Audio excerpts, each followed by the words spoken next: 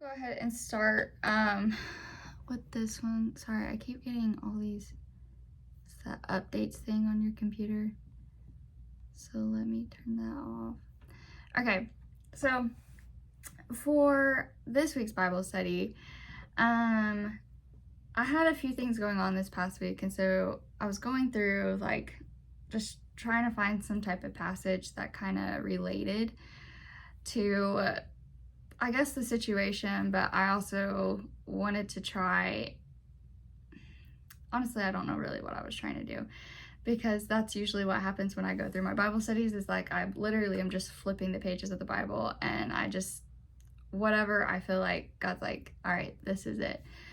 And I have never felt so much pressure on my heart to go over a passage, and this is Daniel 3, and I just labeled it, titled it, but if not, because that's kind of where I'm at right now.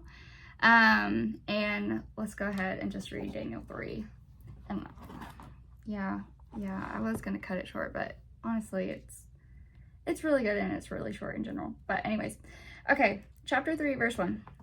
King Nebuchadnezzar made a gold statue 90 feet high and 9 feet wide.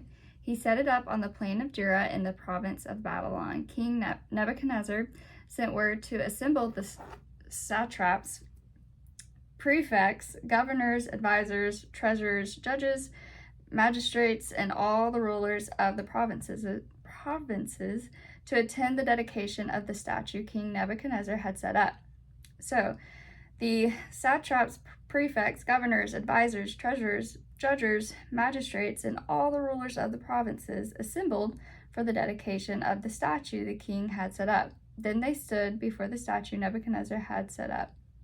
A herald loudly proclaimed, "People of every nation and language, you are commanded, when you hear the sound of the horn, flute, zither, lyre, harp, drum, and every kind of music, you are to fall face down and worship the gold statue that King Nebuchadnezzar has set up, but whosoever does not fall down and worship will immediately be thrown into a furnace of blazing fire." Therefore, when all the people heard the sound of the horn, flute, zither, and every other kind of music, people of every nation and language fell down and worshiped the gold statue that King Nebuchadnezzar had set up. Some Chaldeans, really sorry for how I pronounce some of these words, some Chaldeans took this occasion to come forward and maliciously accuse the Jews. They said to King Nebuchadnezzar, "May the king live forever. You as king have issued a decree that everyone who hears the sound of the horn, flute, zither, lyre, harp, drum, and every kind of music must fall down and worship the gold statue. Whoever does not fall down and worship will be thrown into a furnace of blazing fire. There are some Jews you have appointed to manage the province of Babylon, Shadrach, Meshach, and Abednego. These men have ignored you, the king. They do not serve your gods or worship the gold statue you have set up." Then in a furious rage, Nebuchadnezzar gave orders to bring in Shadrach, Meshach, and Abednego. So these men were brought before the king. Nebuchadnezzar asked them, "Shadrach, Meshach, and Abednego, is it true that you don't serve my gods or worship the gold statue I have set up? Now, if you're ready, when you hear the sound of the horn, flute, zither, lyre, harp, drum, and every kind of music, fall down and worship the statue I have made. But if you don't worship it, you will immediately be thrown into a furnace of blazing fire. And who is the God who can rescue you from my power?" Shadrach, Meshach, and Abednego replied to the king, "Nebuchadnezzar, we don't need to give you an answer to this question. If the God we serve exists, then he can rescue us from the furnace of blazing fire, and he can rescue us from the power of you, the king. But even if he does not rescue us, we want you as king to know that we will not serve your gods or worship the gold statue you set up." Then Nebuchadnezzar was filled with rage, and the expression on his face changed toward Shadrach, Meshach, and Abednego. He gave orders to heat the furnace 7 times more than was customary. And he commanded some of the best soldiers in his army to tie up Shadrach, Meshach, and Abednego and throw them into the furnace of blazing fire. So these men in their trousers, robes, head coverings, and other clothes were tied up and thrown into the furnace of blazing fire. Since the king's command was so urgent and the furnace extremely hot, the raging flames killed those men who carried up Shadrach, Meshach, and Abednego. And these 3 men, Shadrach, Meshach, and Abednego, fell bound into the furnace of blazing fire. Then King Nebuchadnezzar jumped up in alarm. He said to his advisors, "Didn't we throw 3 men bound into the fire?" "Yes, of course, your majesty," they replied to the king. He exclaimed, "Look, I see 4 men, not tied, walking around in the fire unharmed, and the 4th looks like a son of the gods." And we'll stop at 25. And I'm sorry that was a lot, but some of the background to this passage is that in the previous chapter, King Nebuchadnezzar had a dream that Daniel actually interpreted, basically saying, your kingdom won't last, only God's kingdom will live forever. And we actually see Nebuchadnezzar sing God praise and glory. However, that praise is then misplaced and he becomes very prideful and self-conceited. He believes that he is the only king that will ever rule, and his kingdom will be the one to last forever. And to prove his power and point even further, he builds a statue for all of his kingdom to worship. If they do not worship, they're thrown into a fiery furnace. And he's doing all of this to prove a point. But what he doesn't realize is that point is completely pointless against God's word, because God is the one who sent Daniel the interpretation of his dream. And something very simplistic that I also want to provide y'all is the difference between point and pointless, which I know seems so silly, but there's so much meaning in those definitions. To make a point means to make an interesting and fair argument. It's productive, produces some sort of outcome that provides wanted results. Pointless means having little or no sense, use, or purpose. You can't win a game without points. You can't win an argument if you don't have some type of point that you're trying to get across. You have to point people in the right direction and get to place. So the reason I want to point this difference out is because how many times do we try to make our own argument, our own points as to why a situation or circumstance should go how we want it to go? When you try to make a point, it's usually because it's something that interests you, something that you want. However, when we try and make a point as to why we deserve this or that, or why we have earned that, or why we shouldn't be where we're at, they all become pointless against the plans that God has for you. So why do most of us still try and prove a point? A lot of it's like showing off, whether it's our knowledge, our physical abilities, our pridefulness, too prideful to just let it go, too prideful to have someone think that they are smarter, more powerful, or better than ourselves. And I don't think any of us are trying to build a statue and have people worship it, okay? I don't know about y'all, but I definitely don't have a statue in my backyard right now. But I think sometimes our praises and our worships, like to whatever it is, it can be misplaced, whether we realize that or not. And sometimes we want to be acknowledged for our successes, our wins, the points we keep on our own scoreboard. But God has no scoreboard. He already won the game. He doesn't care about the points you make. He cares about how you play the game. And playing the game isn't based off points. It's based off your character and your intentions. So are you playing with humility or pridefulness? Nebuchadnezzar is playing with pridefulness in this at the beginning of this passage. And I bring this up to talk about it because there are moments in my own life where I genuinely wanted something, wanted to succeed, to just say I did, and to prove to someone else, like, look, I can do this. However, what I have often learned is pridefulness is destructive, and it's also filled with deceit. You are trying to keep up with an image that really isn't reflecting who you are. And that brings us into my first point of this passage is it made of gold or covered in gold? Because he does say that the statue is made of gold. But if you look at the dimensions of this statue, it's pretty large, but not quite wide enough to fit the description of most items that could be made into a statue, or they would have put into a statue in this day and age. And most architectures, when they were kind of digging into this part of the passage, they felt like it was probably some type of human statue. It was of someone, they don't know who. And the Bible does not discuss it any further. But they also say the statue at the same time was too big for it to be made of pure gold. That was not something that a lot of statues were actually made pure of. When an object was that large, it was usually made of wood, then plated in gold. And I can use a cliche line like, what's on the outside may not be what's on the inside, yada, yada, yada, which is true, but I want us to look at it through a different lens. Sometimes this world offers a lot of amazing and enticing things we want, desire, and we try and have whatever it is.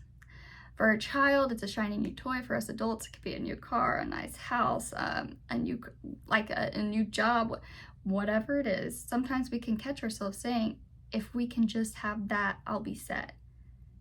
Just one more thing and it'll be complete. My dream will be made. I won't ask for anything else. What happens when we ask for it and we get it though? We ask for more. That list will never be finished of our wants. That's just human of us. These things and dreams and life goals we are aiming for, no matter how amazing. For me, it's a husband, it's kids, it's a good piece of land, not in the city. My dream job, working with kids. Even if I had all of that, none of it would bring me that everlasting joy that I need. And none of it would fully satisfy my soul, because that's what God is meant to do.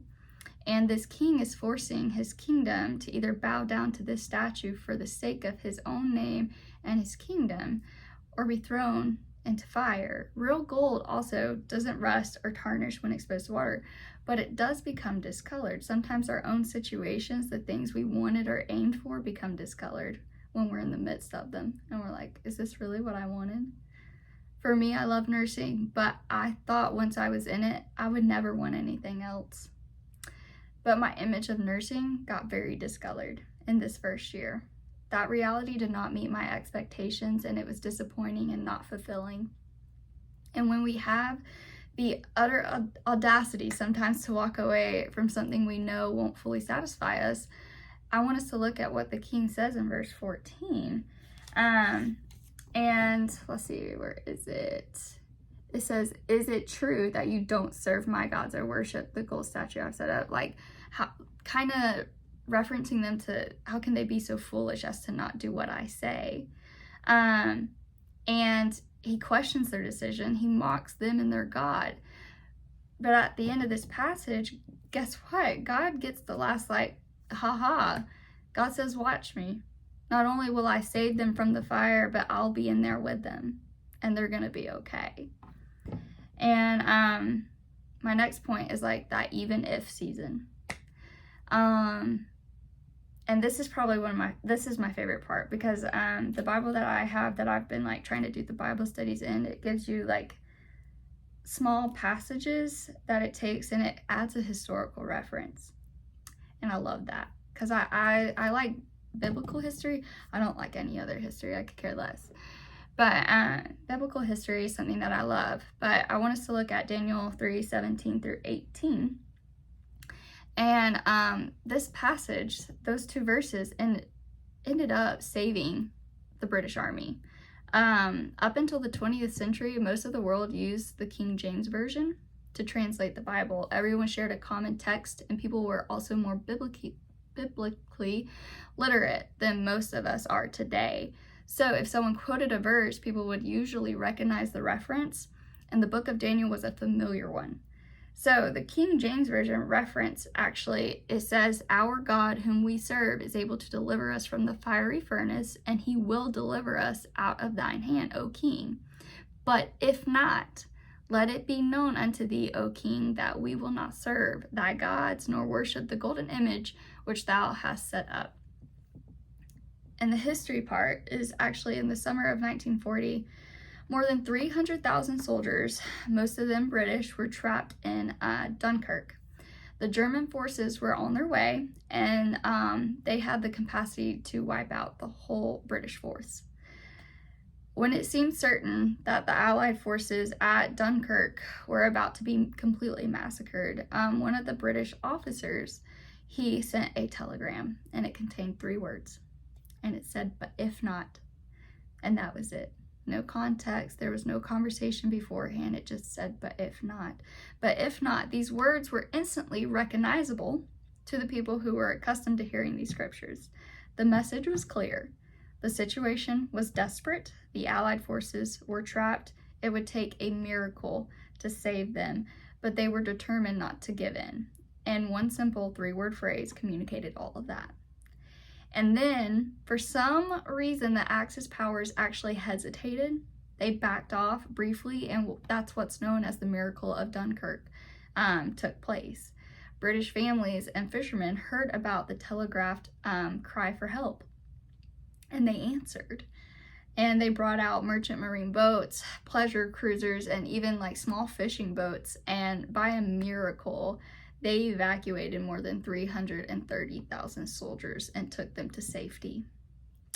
And when I was reading this, I was definitely tearing up because I'm kind of in that moment of, but if not, as I was telling y'all at the beginning. And it's not a huge deal, but it is to me because it's something I have wanted for a very, very long time, and I may not get it. I had an interview with Children's Scottish Rite, and I'm currently waiting to hear back. And I was so hesitant to tell y'all because I'm just one of those people where I don't really tell people much unless it's like after the fact, because I'm so worried that I will jinx it, and I don't know why. That's my mind, but it is. That's why I don't ask for prayers a lot, because I'm like, but then they'll know, and then if I don't, what if it doesn't happen? But I actually did text Kyle, and I let him know. And just a little shout out to Kyle. God bless him for being the friend that he is. Because after I read his reply, I knew that no matter what was the outcome, it would be okay. And I've had to realize and understand that even if not, even if I don't get that position, even if I don't work with children, even if I work with Emory another year, that closed door will be one I thank God for. Whether it's in that moment or later on, I have a feeling it's going to be later on if it's a closed door and not in the moment, but we'll get there. It'll be a no that I know I need. And I know it's for my good because he is good. I know that it's because he will lead me somewhere else, to somewhere I'm needed, somewhere that will provide me with growth, somewhere where he will be. And he won't leave me and he won't forsake me. And whether it's your dream job, a season of life you highly desire, a life you want to be living, or a situation or circumstance that you want out of but you don't know how to remove yourself, he's there with you. God doesn't promise to save us from the flames, but he has promised to be with us as we walk through the fire. And that brings me to the next point, is focus on God and not the flames. And that seems so simple, but it's so hard. This Bible study could have been named a lot of different things, okay? Fireproof faith, handling the heat, rise through the flames, anything relating to fire. I focused on the but if not though, because sometimes that speaks louder than anything else. I think sometimes we think God doesn't listen to us when we pray for something and he doesn't give it to us, or he removes things and people that we wanted, and we think he doesn't love us in those circumstances. We become upset, hurt, frustrated, confused, and we don't know what God is doing. However, one thing is for sure, God loves us, he adores us, and everything he does or doesn't do is for our protection and for the calling he has placed on our lives. And verses 17 through 25 speak volumes as to who our God is. These men had such a profound faith that their God would show up. That's why they made the statement they did to this king. And just to show this king how faithful they really were, they said, even if he doesn't show up, our minds will never be changed. We will still never bow down to you. They had put all of their focus, all of their faith into their God, into the one who could save them from the flames. They weren't focusing on the consequences of their actions, because if they were, they would have never defied the king the way they did. Sometimes I feel like life has thrown us into the trenches, into some pretty bad situations, unbearable times, and it's hard to focus on God when what's happening around us is taking our peace, taking our comfort, pointing out our weaknesses, and telling us how not enough we are. It's all distractions. Those are some pretty loud and bold statements that the enemy will do anything to convince you is the truth, and it's not. God's the truth, which is why it's important to focus on him. He will listen to every cry, every plea, every prayer. This passage alone shows you he's an active listener. He's taking action as soon as they speak. And I'll end on this one story actually, and since y'all are from camp, y'all will probably know this video very well, but y'all know the video of the sympathy versus empathy. I was not a fan of that video, and if you don't remember, it's these two animals. I think it was like a gazelle and a rhino. I'm not quite sure, can't remember, but we'll pretend it is.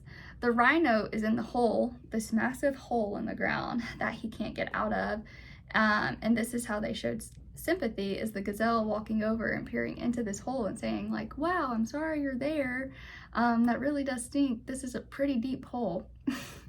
I just think that's so stupid, whatever. And then to show empathy, it showed the gazelle coming and peering into the hole and grabbing the ladder and climbing down there with him and basically saying, I understand how you feel, and other comments to relate to this rhino. I don't like it because it makes sympathy seem like a bad thing, and it's not. Sympathy is not a bad thing, because there are genuinely circumstances that people are going through that you or I will never be able to relate to, and that's okay as long as we state that to them. We can still show support and not know how to relate to them. That's okay.